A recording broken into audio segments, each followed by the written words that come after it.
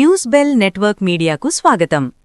శ్రీకాకుళం జిల్లాలో కురిసిన అకాల వర్షాలు రైతులపై తీవ్ర ప్రభావం చూపించాయి.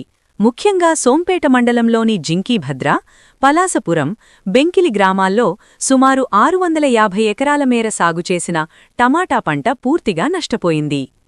పంట నష్టంతో నిరాశలో ఉన్న రైతులను పరామర్శించేందుకు ఇచ్ఛాపురం ఎమ్మెల్యే బెందాళం అశోక్బాబు బాధిత గ్రామాలను సందర్శించారు.